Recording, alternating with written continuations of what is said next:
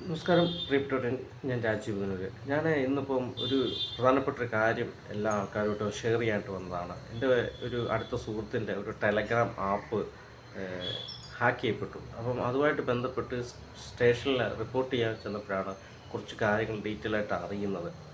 അപ്പം അതിന് നമ്മളെല്ലാവരും ഇത്ര സോഷ്യൽ മീഡിയ ഉപയോഗിക്കുന്നുണ്ട്. അപ്പം അങ്ങനെയുള്ള ആൾക്കാർ ഇപ്പോൾ സോഷ്യൽ മീഡിയയിലെ ടെലഗ്രാം ആപ്പാണെങ്കിലും അല്ലെങ്കിൽ ഫേസ്ബുക്ക്, വാട്സപ്പ് അങ്ങനെയുള്ള പലവിധ ആപ്പുകളും ഇന്ന് പല സുഹൃത്തുക്കളും പലരും അവരുടെ ID ഉപയോഗിച്ച് വർക്കൗട്ടാക്കിക്കൊണ്ടിരിക്കുകയാണ്.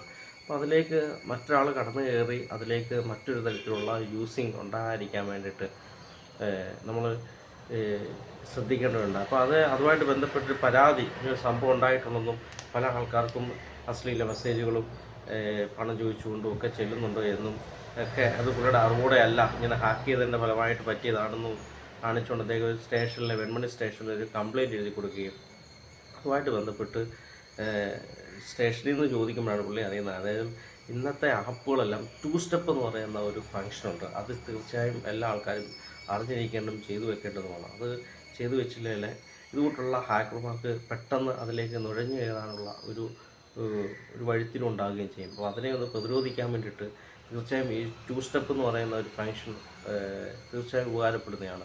അതുകൊണ്ട് പല ആൾക്കാർക്കും ഇത് അറിയാമെങ്കിൽ അത് കൃത്യമായിട്ട് എല്ലാ ഇന്നത്തെ ആപ്പുകൾക്കും ഉണ്ട്. അത് കൃത്യമായി ചെയ്തു വെക്കുക. അല്ലാത്ത ആൾക്കാർ ഇതിനെപ്പറ്റി അവയർനെസ് ഇല്ലാത്ത ആൾക്കാരാണെങ്കിൽ തീർച്ചയായും യൂട്യൂബിലും അതുപോലുള്ള പ്ലാറ്റ്ഫോമുകളിലൊക്കെ ഒരു ട്യൂട്ടോറിയൽ ചെയ്ത് വെച്ചിട്ടുണ്ട്. ഓരോ ടെക്നിക്കൽ നോളജുള്ള ആൾക്കാർ ട്യൂട്ടോറിയൽ ചെയ്ത് വെച്ചിട്ടുണ്ട്. അപ്പോൾ അതൊക്കെ നോക്കിയിട്ട് അത് കൃത്യമായിട്ട് മനസ്സിലാക്കി അതുപോലെ 2 സ്റ്റെപ്പ് ഫംഗ്ഷനൊക്കെ ചെയ്തു വെച്ചാൽ നമുക്ക് നമ്മുടെ ഇത്തരം കാര്യങ്ങൾ കുറച്ചുകൂടെ സേഫ്റ്റിയിൽ നമുക്ക് ഉപയോഗിക്കാനായിട്ട് സാധിക്കുന്നതായിരിക്കും. അപ്പം ഇത്രയും ഒരു അവയർനെസ് അത് നമ്മളൊരു അബദ്ധങ്ങളിൽ നിന്നാണ് നമ്മൾ ഓരോ കാര്യങ്ങൾ മനസ്സിലാക്കുന്നത്. അപ്പം അങ്ങനെ നമ്മുടെ സുഹൃത്തിനൊരു അബദ്ധം അങ്ങനെ പറ്റിയപ്പോൾ അതുമായിട്ട് ബന്ധപ്പെട്ട് സ്റ്റേഷനിൽ ഇങ്ങനെയുള്ള ഒരു അറിവൂടെ കിട്ടിയപ്പോൾ അത് നമ്മുടെ പ്രേക്ഷകരുമായിട്ട് അല്ലെങ്കിൽ നമ്മുടെ കുടുംബാംഗങ്ങളുമായിട്ടൊന്ന് ഷെയർ ചെയ്യുക. പല ആൾക്കാർക്കും ഇതുപോലെ അബദ്ധങ്ങൾ ആവർത്തിക്കപ്പെടാതിരിക്കാൻ വേണ്ടിയിട്ട് ഒന്ന് ഷെയർ ചെയ്യാവുന്ന ഉദ്ദേശത്തോടുകൂടി വന്നതാണ്. അപ്പോൾ പ്രിയപ്പെട്ടവരെ എല്ലാവർക്കും നമസ്കാരം. അതുപോലെ ഓണസമയമാണ്. അതുകൊണ്ട് എൻ്റെ പ്രിയപ്പെട്ട എല്ലാവർക്കും ഈ അവസരത്തിലെ ഓണാശംസകളും ഞാൻ നേർന്നുകൊള്ളുന്നു.